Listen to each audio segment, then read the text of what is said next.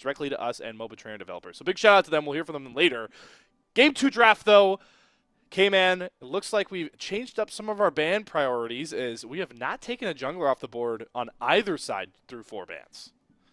I think this becomes much more interesting if all of the junglers are left up, specifically the Vi, which I think is going to be, you know, it's been a pretty priority pick, pretty permabanned over the past couple of weeks, especially since the new patch came out. It's actually going to be the Poppy taken off the board instead. That's a Kael pick. He has been unbelievable on that over the course of this split.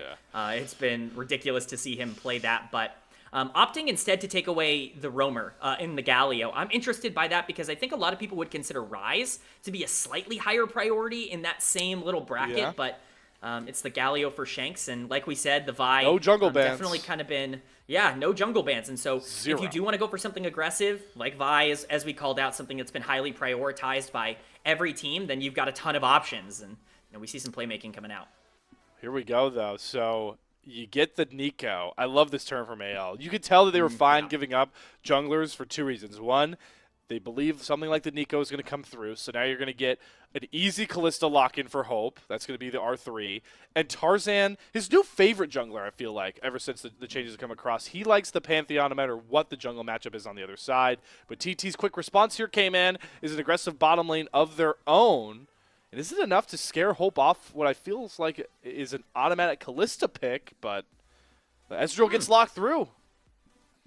Yeah, interesting to see. You know, Lucian has re-risen in priority over the past couple of weeks just because I think a lot of teams are indexing more either into full early game or full late game in terms of how they want to play out the map, and you know, I think Lucian plays into that. It's funny, though, we've actually seen the Nami decrease in priority in terms of pairing up with the Lucian, so kind of the classic duo coming out here for 1xN and Feather, but the Ezreal as the answer just ensures stability down on the bot side. It keeps that option open for Pantheon to play more aggressive around mid lane and whatever they want to go for in terms of their big matchup there, whether they want to take that on R4 or potentially save that for counter pick on R5. It's still the solo lanes available. That being said, I guess theoretically you could flex Pantheon mid lane. You know, we've seen it a couple of times. It's certainly not out of the realm of possibility, but with these mid lane bans coming through, I would certainly expect that not to be the case.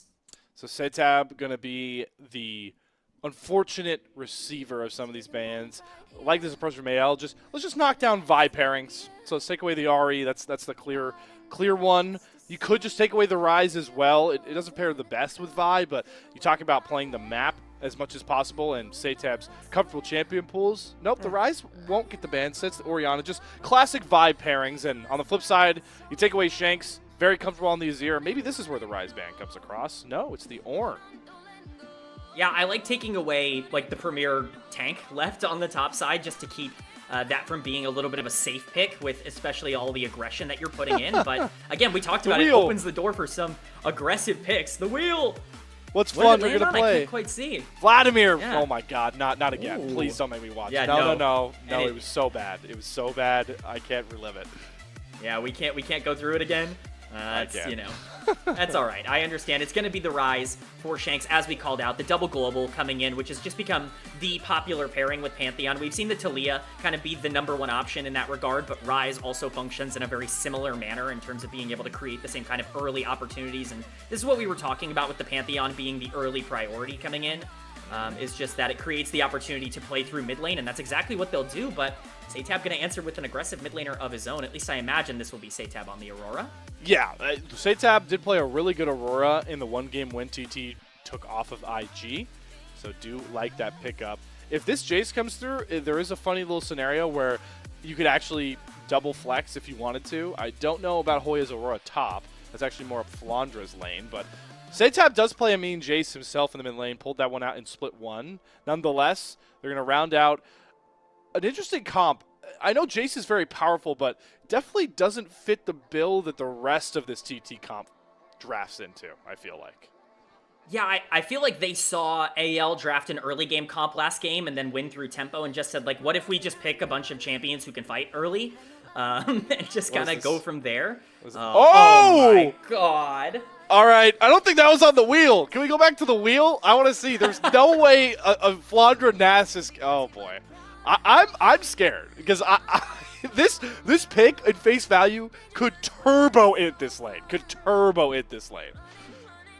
I have a hot take. I don't think this is bad at all for Nasus. I think he actually should be more than fine on the top side. And you know, I think especially with all of the safety you have elsewhere, you've got the Ezreal to not really worry. I think Neeko historically is a matchup that I would actually consider pretty positive into Nami, who, you know, I think has really been affected by a lot of the nerfs that have come their way. I really like this draft once again from AL. I think their mid game is terrifying. If you're looking for a mid game skirmish and you have to walk into Pantheon, you have to walk into, you know, Ezreal damage, Pop Blossom coming in from Neeko, and you give a little bit of space for Nasus to be able to start getting a lead on the top side, this game gets scary really fast for ThunderTalk if they don't get a lead.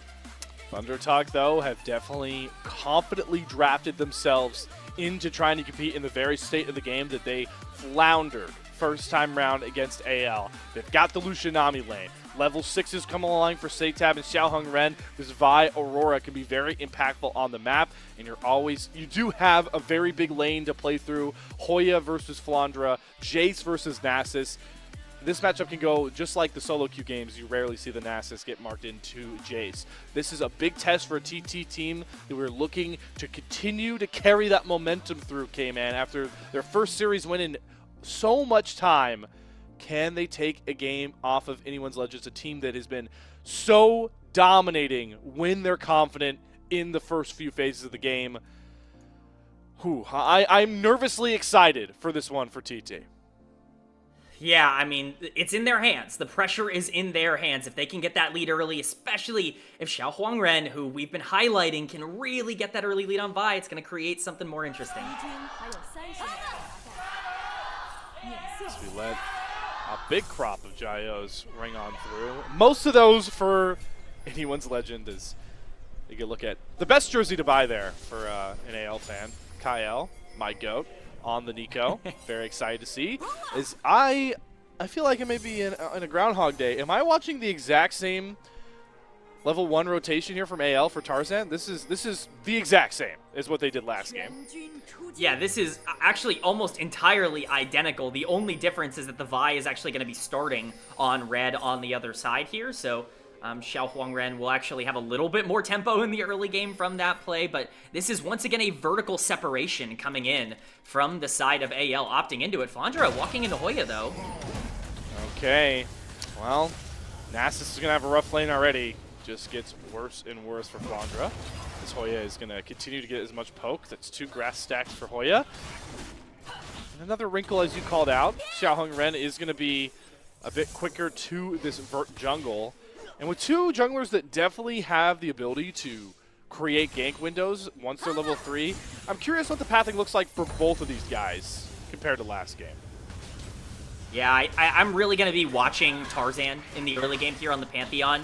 If he's able to strike first, which a lot of Pantheons are able to do, either through rise pressure or just making a play mid lane, which I think is certainly lookable here, then things get a lot more difficult for ThunderTalk, because at that point, you just aren't really able to skirmish. But one of the big reasons why I really like Tarzan's decision to vertical jungle in this game, even more so than last game, is the one lane that I think ThunderTalk is looking at and saying, like, okay, we kind of need to play through this, is probably the Lucianami early. Of course, you can get a lead on Jace, but punishing Nasus is just a lot, tougher because of how safe he's going to play in the early game. And so, to get this spot where the Lucianami are stuck under tower into Ezreal Neeko, who I already think are going to be scary, it's a bad spot for ThunderTalk, and a good choice by Tarzan.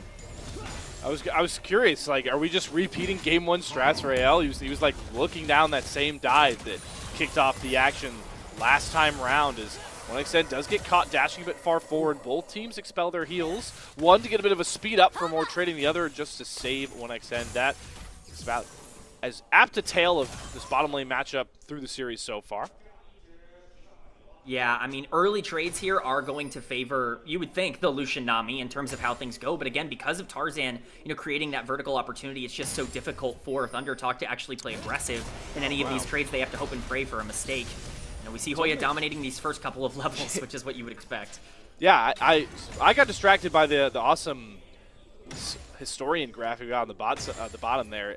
It actually hasn't been that long since we saw Flandre pick Nasus. It was actually just about a year ago against Breathe and Weibo. Wonder if his early game was as rough that time round into Breathe as it is right now into Hoya, who is one Shock Blast and combo away from maybe just killing off this Nasus. And XiaoHuanGren says, hey buddy, I'm here to set you up for it, but he whiffs the Vault Breaker. Luckily, doesn't end up mattering Big lead being built for Hoya, but on the other side, what does AL's response look like? Getting the flash out of Feather as this bottom lane continues to flounder.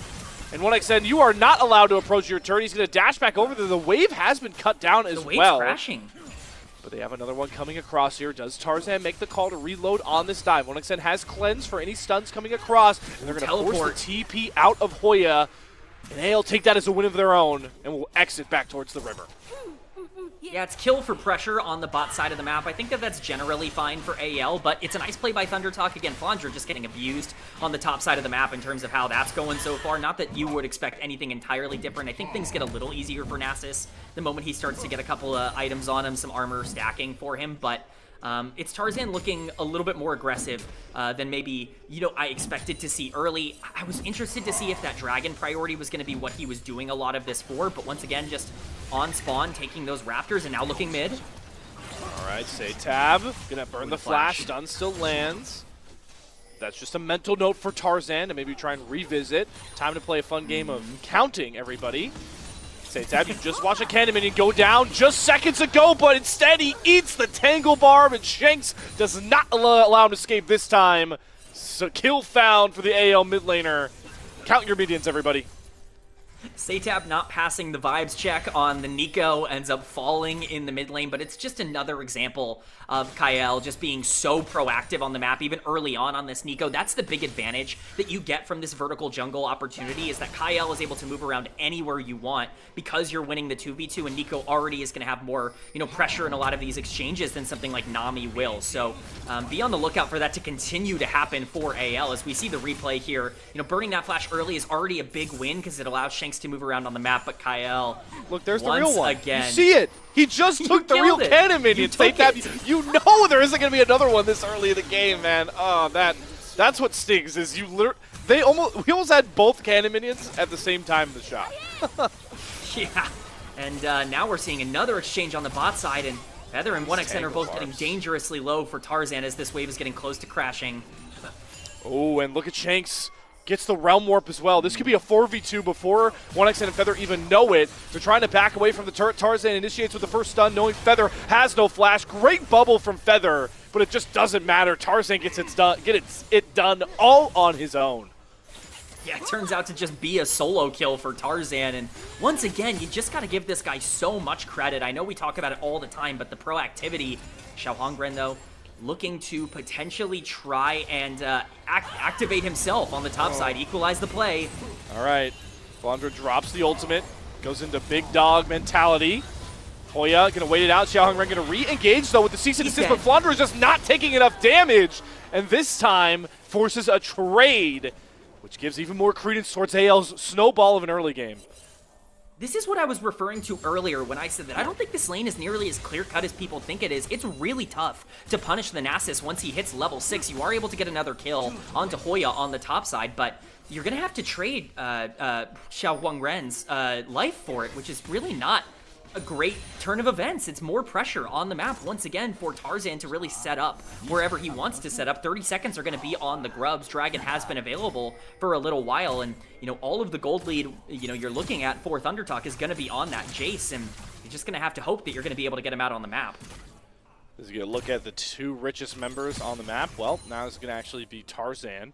Do like this little change up coming from TT. The LPL's been a big fan of bringing bottom lanes mid very early and often. 1xN going to be able to catch tons of mid waves. And I like, most importantly though, Kman, that they throw SeTab up against Flandre. If you thought the Jace could be pretty rough, the Aurora can be, but the more I think about it actually, this is an Aurora that isn't near doing any amount of damage that really makes this lane too rough for Flandre. Yeah, I'm not entirely sure about the swap here. You want to keep taking advantage of that Nasus, especially now with that ult, off of cooldown or coming off of cooldown in about 6 seconds. Looks like just going to be the trade here of objectives for ThunderTalk and AL. Grubs for Dragon. To me, that slightly favors AL with how strong 3 grubs are nowadays, but now it's actually going to be XiaoHuanGren actually getting that advantage by taking the Gramp. What am I talking about?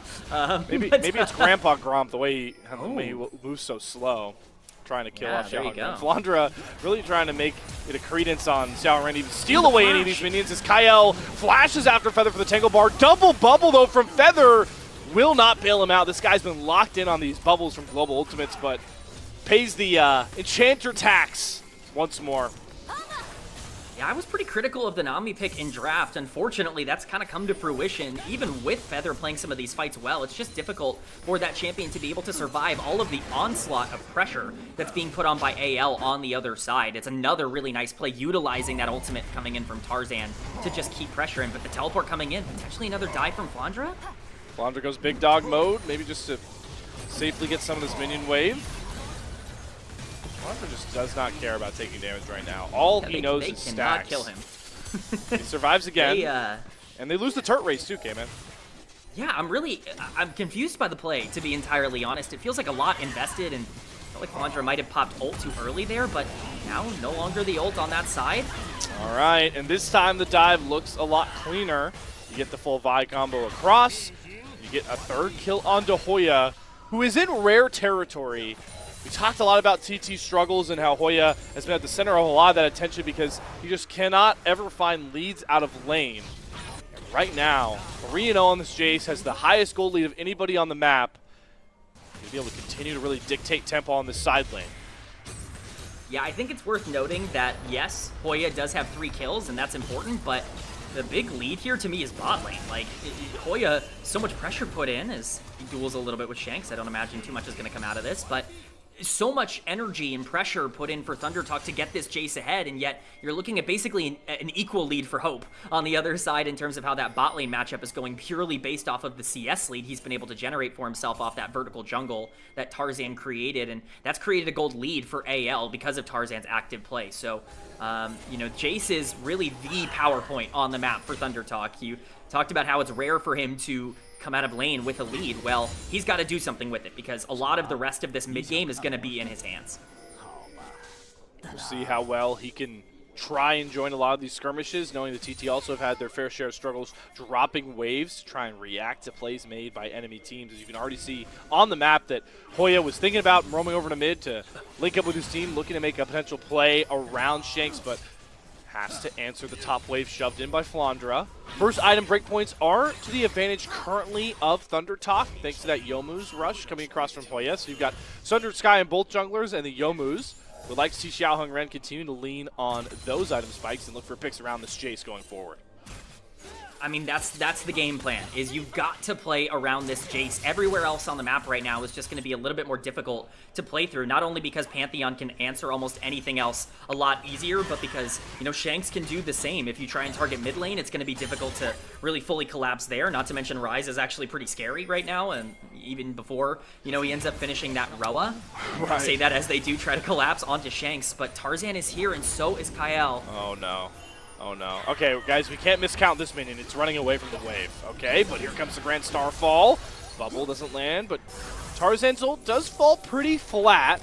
Doesn't really set up any pick plays, but instead SeTab walks right up to a brush, disrespects the vision, and hands Tarzan an easy kill, happily trading his flash for his third kill of the game. Yeah, I have to assume that that's just SeTab, you know, guessing that they're not going to be able to fully pull the trigger. Tarzan, you got to know him better than that. If he sees somebody that he can flash onto, he's 100% going to take that play every single time. So definitely a bit shocking there to see that go down, but this play's not over. Tarzan's still looking. We're trying to go for the pinch onto Hoya. Cancel Feathers back. Or more importantly, Kman really just buying a ton of time for their real scale threat. While this is going on bot side, Flandre has gotten to just free hit on waves and continue to catch up on gold, but more importantly, the stack count that is about to crest over 200 at the 13th minute mark. That is a great spot to be in, knowing what the lane state was like for Flandre's Nasus earlier on. Yeah, this is the real problem with Nasus, is you have to actually put a lot of resources into keeping him down. It's all well and good to get that early lead into him, but he's eventually going to get those stacks if you're not continuously, you know, putting him on the back foot over and over again. The breakpoint is pretty inevitable for him, and, you know, it's coming a lot sooner. We do see the Ocean Dragon spawning now. That will be second Drake. That is a potential out for ThunderTalk, in my opinion, as we go further along throughout this game. A lot of champions that really like to stat check on their side, that want to be able to generate generate those leads, and at least for now, they're going to have the opportunity to try and prioritize that. That being said, both junglers on the top side, it's actually going to be XiaoHuanGren potentially once again looking to capitalize on Flandre, but Tarzan's here as well. All right, let's see how much those first item breakpoints do to burn through the health bar of Flandre as Feather picked off, trying to move his way up towards this topside play. The heal, the great dodge on the spear, keeps Feather alive, but all while we were waiting for this pick to come across towards the Nami. It's a 1-for-1 trade onto Flandre. XiaoHuanGren gives his life for the dive. And TT are trying to find a prosperous play off of it as they pick off a tier 1 turret as well. Hoya maybe looking for actions between worlds, comes across from SeTab, but doesn't trap Kael or Tarzan. The Pop Blossom turn comes across. Tangle Barb lands on a SeTab as well. Does Tarzan have enough single target damage with the Sundered Sky? Yes, he does. And guess who showed up in the wind? It's Shanks with the Realm Warp, throwing down, finds 1 kill, tries to chase down Hoya, won't find it. But even with TT trying to make a proactive play, it's AL to shut it down once more. Yeah, it's a very nice proactive play. Once again, we talked about needing to keep Flandre on the back foot, but the problem is AL is not scared to go for a lot of these engages, and we already saw Tarzan looking at Feather. He did a pretty good job to get out of the initial exchange, but with Rise on the flank and Realm Warp available and, you know, them on that same side of the map, it's just so hard. Like, the dive is clean. Oh, the Wither! You know, nice. Oh, that is so unfortunate. I didn't even realize the Wither was the trade there. Oh, See teleport Shanks caught out? Yeah, we saw this in game 1. This time Tarzan's going to try to come to the rescue and does burn through Hoya's health bar. And Luco's here to valley back up his superstar jungler. It's Kael again. XiaoHuanGren on the back foot. One more spear to the heart of the Vi should do it. But SeTab flashing forward actually makes it a trade. Luckily for AL, it's Hope to bail them out and make it a positive play. A double kill over to the Ezreal, but that got messy. Yeah, definitely a messy play. That's a big shutdown going over to the side of ThunderTalk. A lot of gold on Tarzan, you know, that being his first death of the entire game. But again, really nice collapse, and this is what you want to see from AL. You want to see them utilizing these global ultimates to save resources elsewhere. It's, you know, all well and good to put a lot of these plays into Shanks, but with the collapsibility coming in from AL, this gold lead just continues to grow for them. It's a 3K gold lead now, and with Rift Herald up, it could be to take the moment that Tarzan wants to get out on the map. Dragon available as well, though, as we said. Will only be second Dragon, very delayed in this game. So we'll see where the priority wants to go. But Feather just getting chunked out by Hope by himself. NA solo queue players in Pistol, that's what happens if you walk up to my Ezreal. I'm just letting you all know right now. Throwing that down. Watch out in Emerald, everybody. That's what my Ezreal trades look like. Calling the shot, yeah. I will probably int into anyone's lane in chat. Let's be realistic here. But the Rift Herald is being started up by XiaoHuanGren, who continues to try and find a shot-calling stance for this TT team to keep them proactive and competitive. The tidal wave going to come down, as what I said, does a really good job keeping space between Tarzan. Chunks him below half HP. We saw a lot of 50-50 smite steals for Tarzan in game number 1. Can he step up with no HP this time round? Kael flies in with the Pop Blossom. XiaoHuanGren does get the Rift Herald, re-engages immediately with cease and desist, trades himself for Tarzan. SeTab hops himself over the wall to safety. Nobody has collected the eye of the Rift Herald, but here comes Shanks into the eye of the storm of TT, flashing over the bubble. Does he have enough damage to knock down what I said? Yes, he trades his life, but on the back end, down goes Hoya. Again, a messy, cluttered fight, but AL come out on top.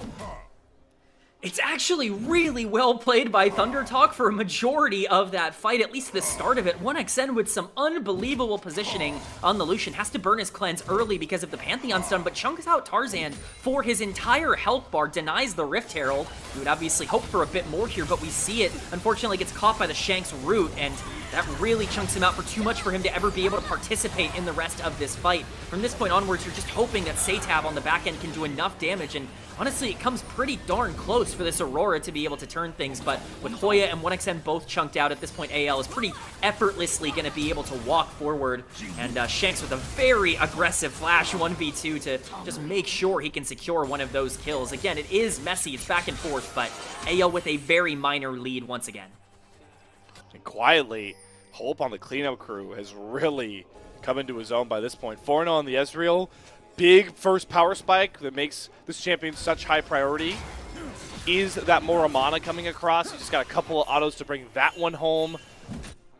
For a player that has been at the forefront of a lot of the scrutiny for AL, their 1-2 slide in week 6. It's nice to see as we continue to talk about AL putting consistent dominating performances together. that we could kind of see Hope run away with this game, knowing the shortcomings he had in some recent results. Yeah, this is definitely the part of the game where the Ezreal's going to be very, very difficult to play into. So excited to see if they want to continue to play around Ezreal, but like we said in draft, I feel like the mid-game pressure here does favor AL, especially if they're going to be able to control the map. No objectives to force here, but if they do want to try and, you know, catch something out, catch anyone on the enemy team out with the pick, they have the tools to do so. Just going to be some vision trading back and forth between these two teams for now, but understandable that neither really want to blow the game. Whoa. I say that as Hope.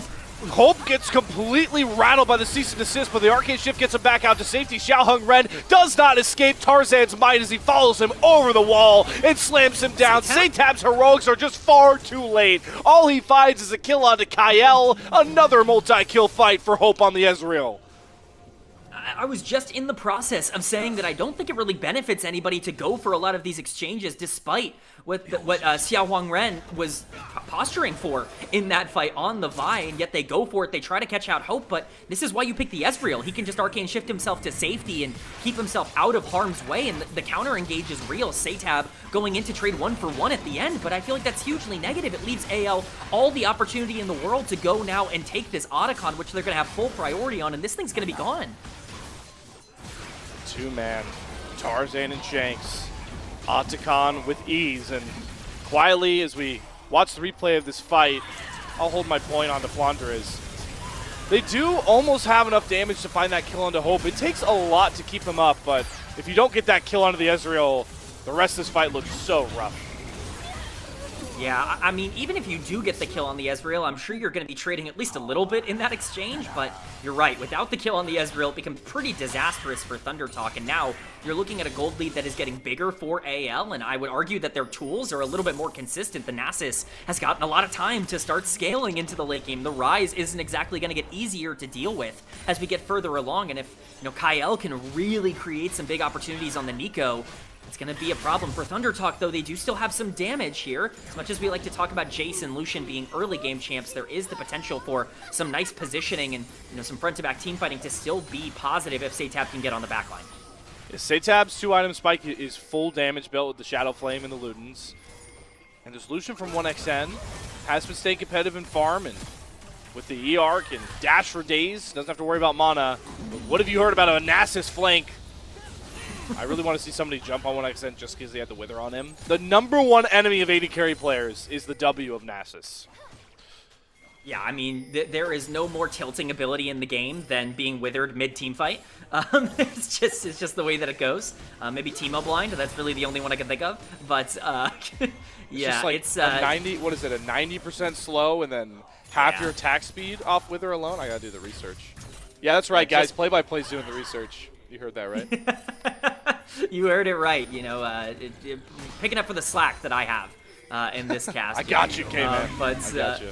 Yeah, but Flandre continuing to control the map, and the problem for 1xN at this point is he's just stuck. Like, there's no way for him to move. There's no way for him to do anything. SeTab's just dead. Shanks just kills him.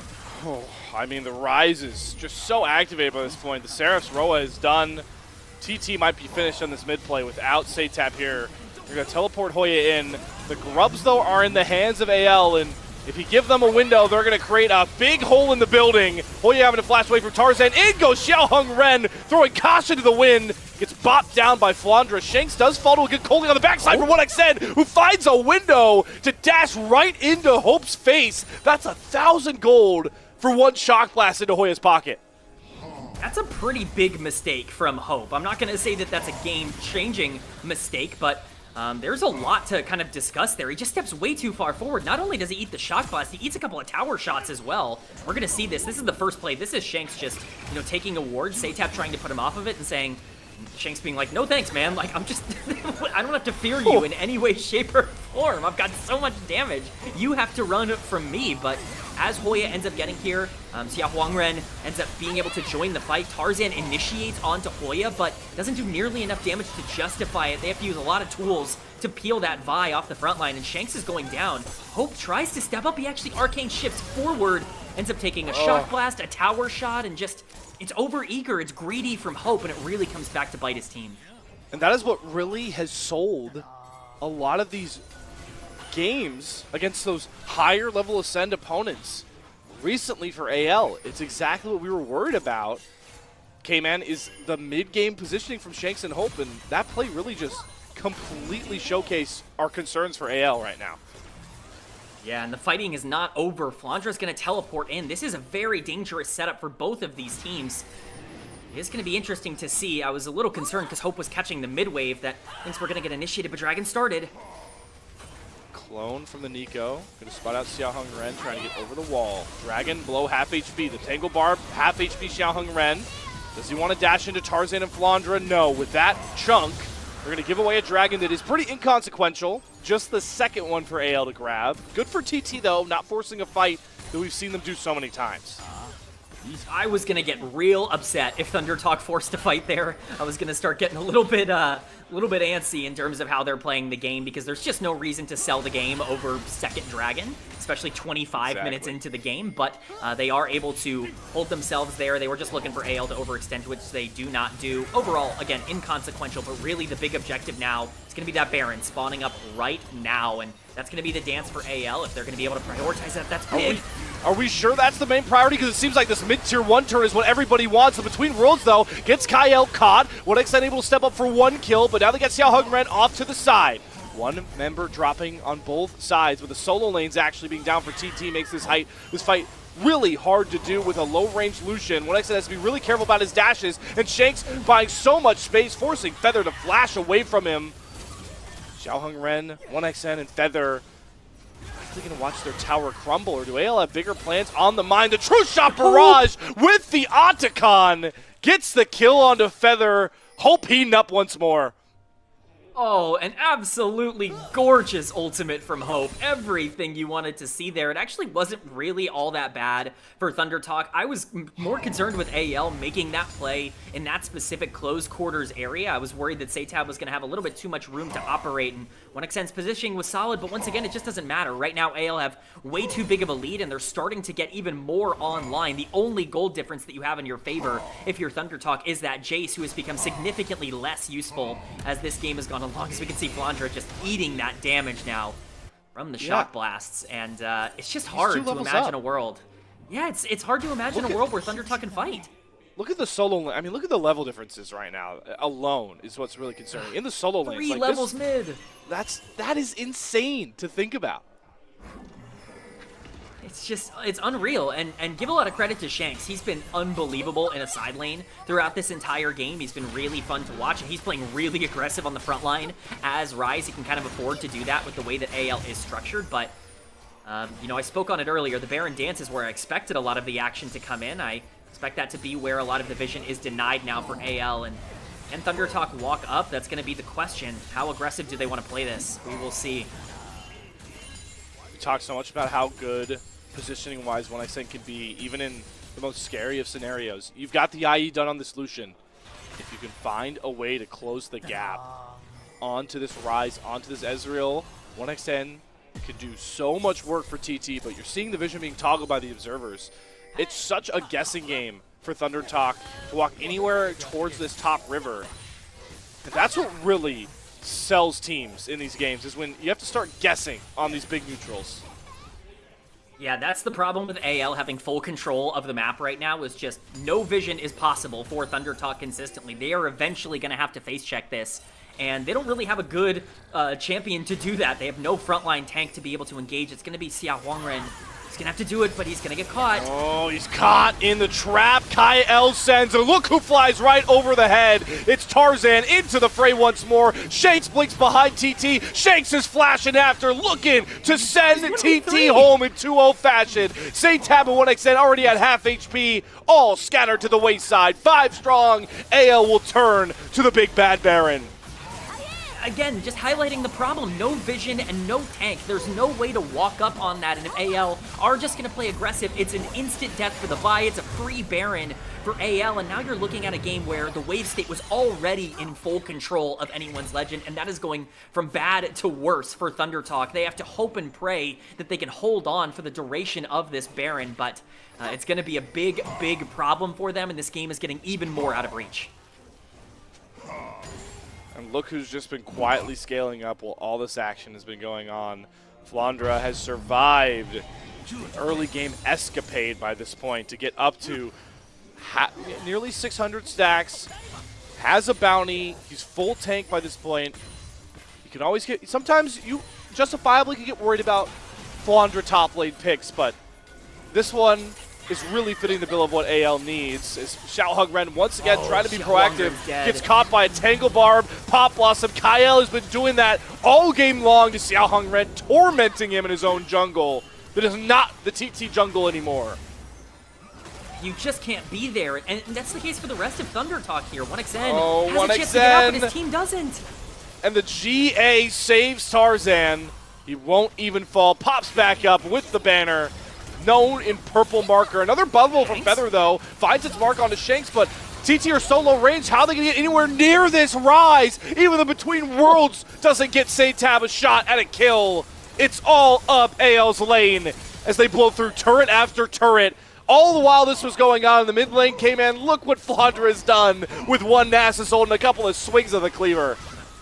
This is the problem. There's just no way to engage for ThunderTalk, and as we see AL really pressuring them out, they're going to look to end the game here, and they've definitely got the damage to do so. They've got grubs, they've got confidence, they've got 5 members strong. The only thing anyone's Legend doesn't have right now is a series sweep, and a couple more Mystic shots might get them to that point. Hoya respawns, but it flashes back towards the fountain. Nexus turrets down. Domination. Anyone's Legends sweep out TT.